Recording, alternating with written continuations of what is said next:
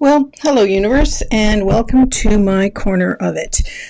Today is Monday, and in the United States, many schools have already gone back, but here in the UK, they haven't quite yet. They've got another week or two before all that started, but everybody's at least started back with teacher training and school meetings and starting to get back into your classroom to prepare it for the new season, which is brilliant.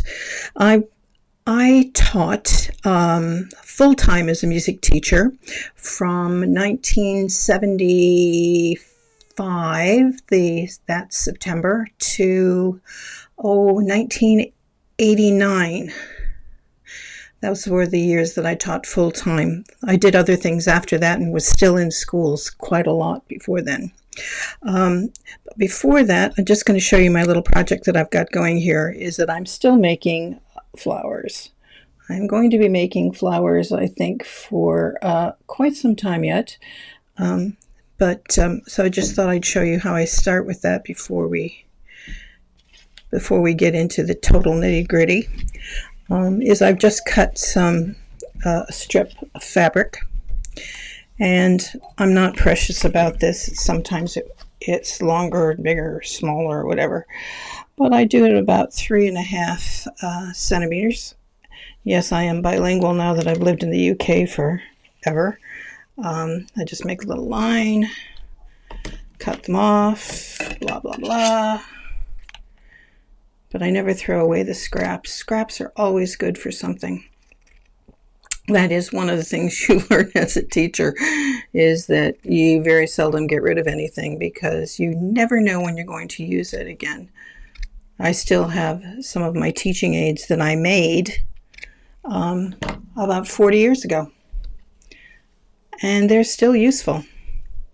Now, for this, all I did was is just use the strip to decide how big or how small it is. Oops, that needle is going to get in my way, isn't it? Yep.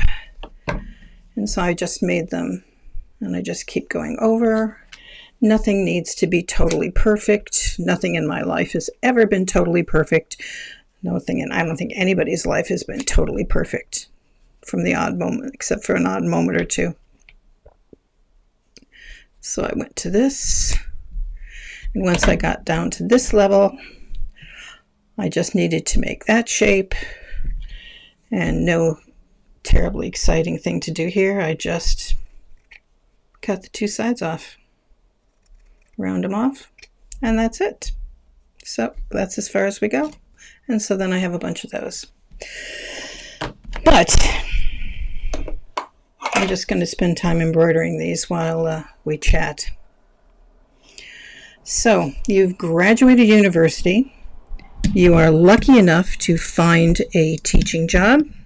You are a music teacher, and you have just spent 4 years at university doing great music with wonderful conductors and learning about the concepts of what you do as a music teacher and how you should teach and how you class manage and how do you prepare a lesson and how do you prepare yourself. And you are all very excited about going into that new position and starting your career. And then reality sets in. One of the last classes I remember having at university was a theory of education class, which was interesting. And I cannot remember the name of the teacher, but then again, I am old, so I never remember names terribly well at this point. But one of the things that he said and he just sort of had that starry look in his eyes of, as you teach, if you can make a child wonder. Well, the first thing I found out as soon as I stepped into a classroom with kids is that I always made them wonder while they were there, wonder what we were doing, wonder what I was doing there. There was a lot of wonder going on. And once I got over the shock of being in classrooms and teaching 5 days a week, etc., a few things struck me. Didn't strike me until after that first year, because almost nothing can prepare you for that first year, because everyone's experience, for one, is going to be slightly different. But there are some things that are going to be the same. You are the new person. No matter how many other new people there are in the school, no how many other new kids there are in the school, you are the new person. And that can mean two things. One, it's a brand new school, and you're the very first music teacher that any of these people will ever have. And you're still the new person, and you will be the first music teacher that anybody's ever had if they're in reception or kindergarten. But more than likely, you've taken over from someone else. And that person probably was greatly loved. And that person was probably there almost forever. And you're taking over from them. Well,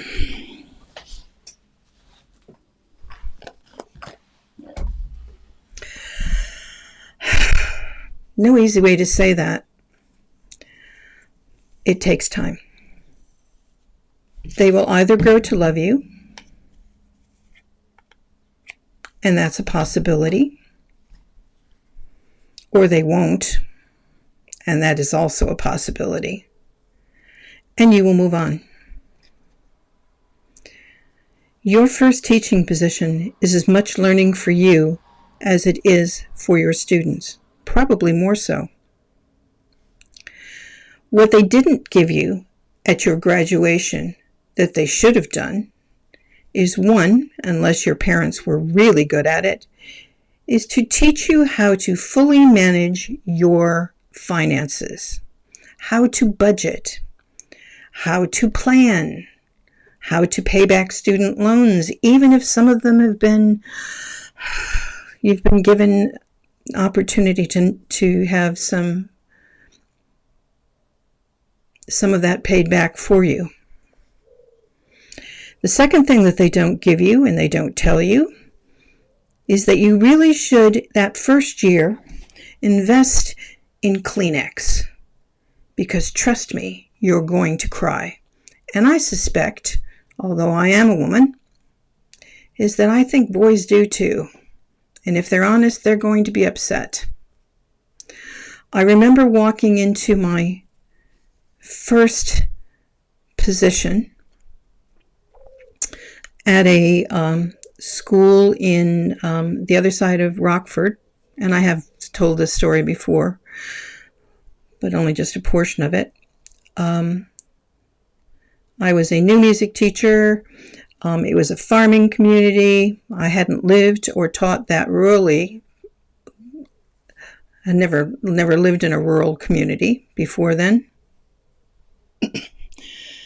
The town it was based around had a cafe, a post office, and a general store. I lived in the next town over, which had a decent sized downtown, and I had quite a cute first flat of my very own.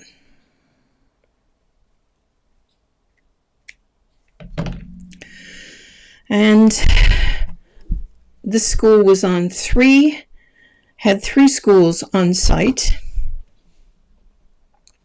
with a little bit of distance in between.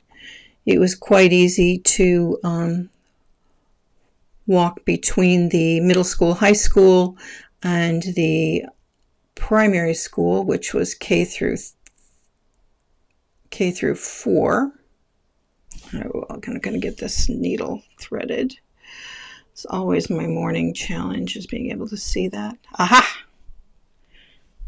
You shall not defeat me, damn needle, damn thread. And the other one was, on a hill on the property, but sort of around the corner, and felt like a couple of blocks away. I was teaching K through 12. I had no room. There was a band room, but there was no space for it for me in there. My desk was in the back of a math teacher's room, and that's where all the choir music stacks were in the back of that room as well. And I had a little desk facing the wall. There was a piano back there. I pushed my piano and my guitar and all of my stuff from door to door, as there was no designated music room in any of the 3 buildings. And the reality of that was hard. Year 5 and 6 were in another building. And I feel like those were as choir. I can't quite remember now. Kind of pushed some of that from my mind. And I eventually took over the wall outside of the cafeteria for the lower school to put up some posters and words and rhythm patterns, and just started using all of the walls that I could as my classroom. So I took over the whole room. That space, not only did I push the piano door to door, and it was not on great rollers, I can tell you, but all of the instruments that I might use, and I think there actually were some decent ones there, were in the back of the kindergarten reception area, which, as I recall, was a bit more open plan.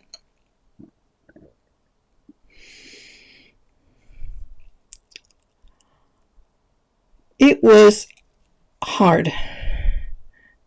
I had a very, very small choir because, of course, choir was not valued in this place.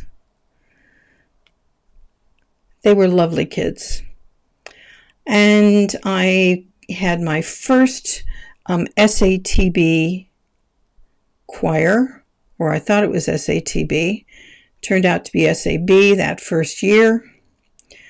And I had 3 or 4 men, excuse me, and those young men were great, except for this one who had wonderful quality as a young developing bass singer, but he had absolutely no pitch sense. It was when, and I am so grateful to him, because it wasn't that I didn't label him as tone deaf, because, gosh, within all of the years that I've taught, I don't think I've met more than 1, maybe 2 people that were what would be clinically tone deaf. Almost all of them were a question of listening skills and applying those listening skills. And because either they didn't sing at home, they didn't sing in the car, they didn't sing previously, and just getting them to really feel where their voices were and to be able to relate to them pitch-wise. So it's that question of, it's the old adage of you find your singing voice. Actually differentiating voices would be first, so speaking, yelling, whispering, singing, yelling, and being able to do all of those things. And once you've found your singing voice, finding your matching pitch voice, and then finding your matching pitch voice within the context of an ensemble or just with other people. And that's the process for me and for all of us, I think, from reception onward.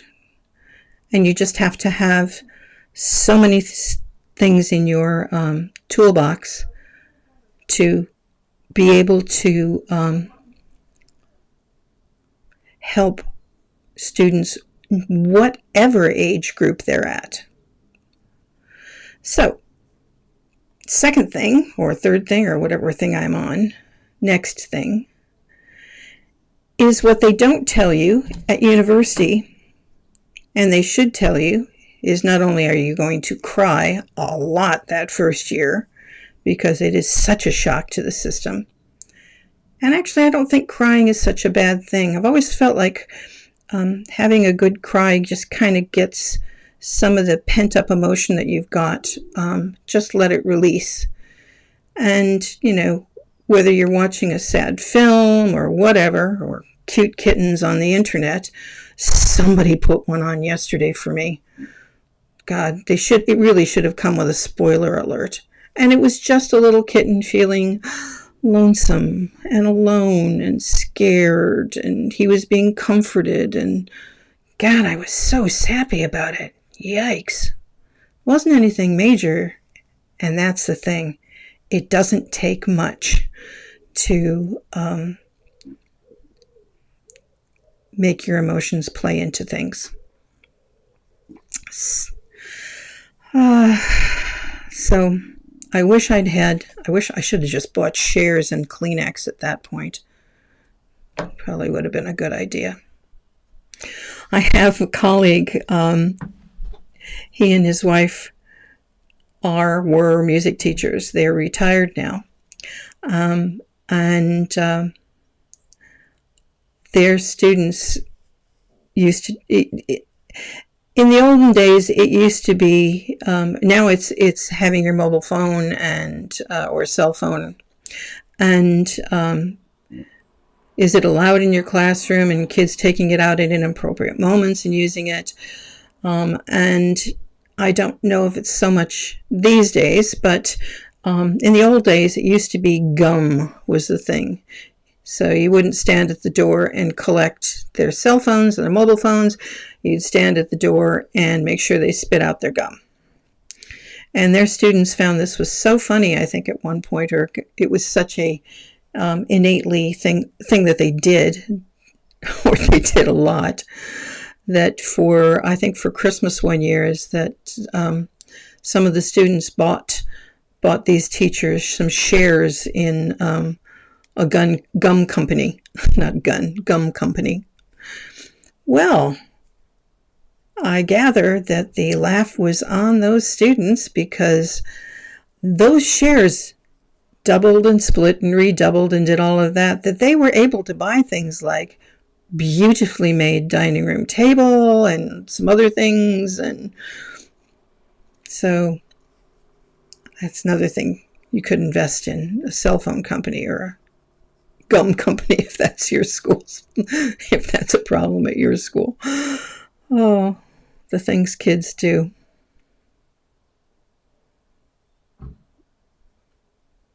Because I have a sort of a music theater voice, an old-fashioned sort of 40s and 50s or Catherine Grayson kind of sound when I want it.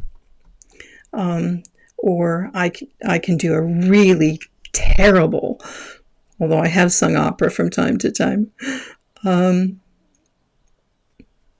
I used to use my opera voice and blurt out something loud and obnoxious with as much vibrato as I could muster.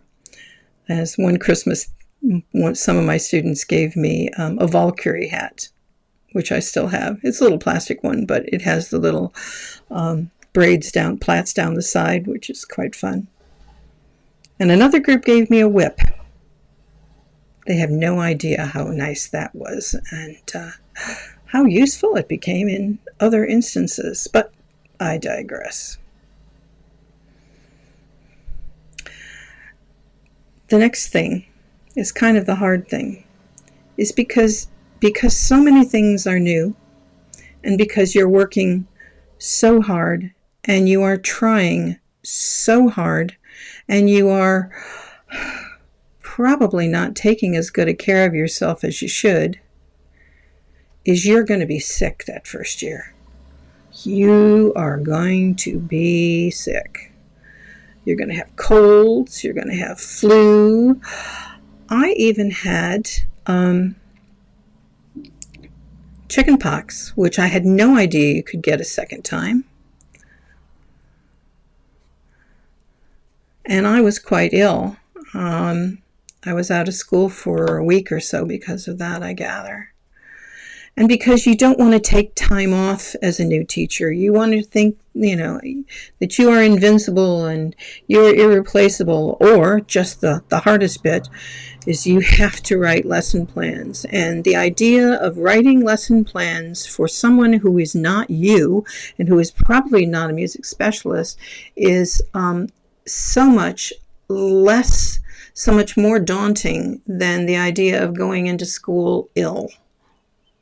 Going into school ill just seems to be preferable because, God, it's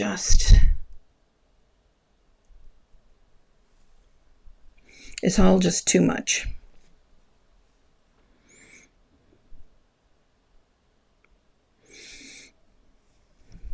Next thing, and it's quite a sad thing, but it will happen. Someone will die.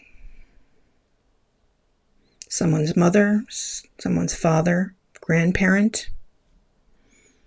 If you're terribly unlucky, a student will die. I had colleagues who were teaching at a school that had a number of students on the flight from Lockerbie that crashed in Lockerbie.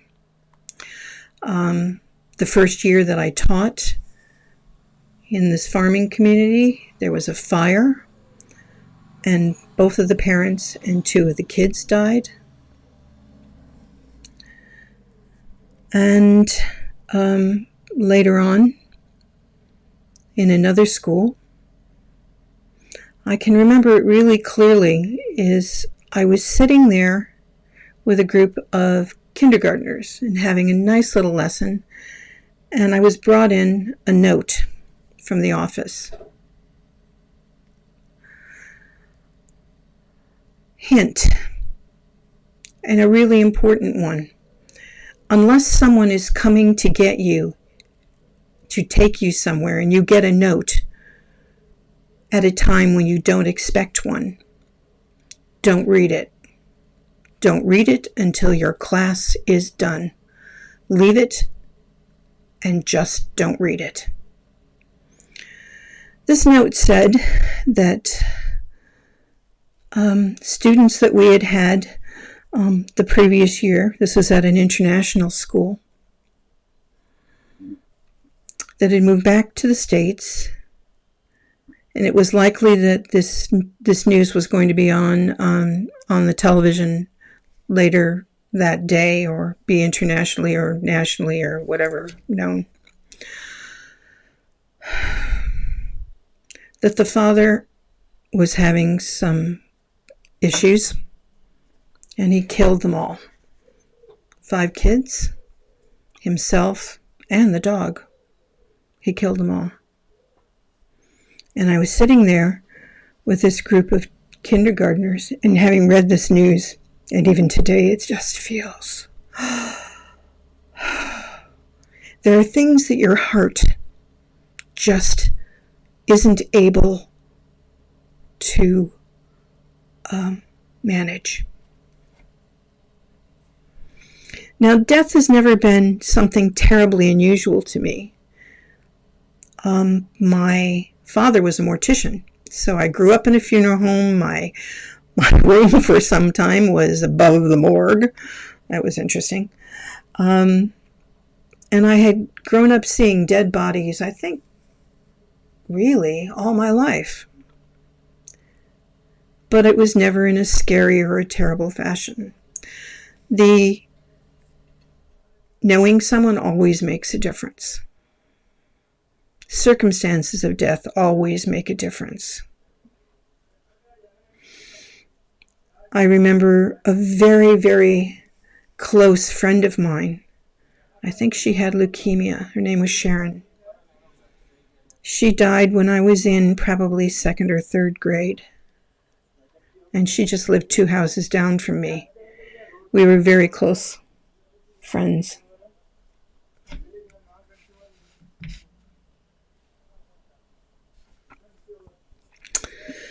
You never get used to it. The one at the I was sort of able to hold myself together for the kindergarten class until they left. But I have to say, it didn't hit me. I mean, really hit me until I'd gone into London to a play. A friend of mine was starring in on West End. I don't even remember what the play was now, but I remember that the end of the first act ended with a light bulb popping, and that pop just brought all the emotion that I had to the surface, and I could not control myself. I could not control my crying, the grief, the anguish, all of that. And you need to be prepared for those moments, because things will happen. People will be hurt. People will leave. People will be people. And the final thing we're going to talk about just a tiny bit, although it is a huge topic, is your own, I'm not sure how to say this, finding your own worth in the work that you do. The worth that you have for yourself, the respect that you have for yourself. Because there will be people who try to undermine it, whether intentionally or unintentionally, but they will be there. And your guard will be down, and you will be susceptible to bullying, to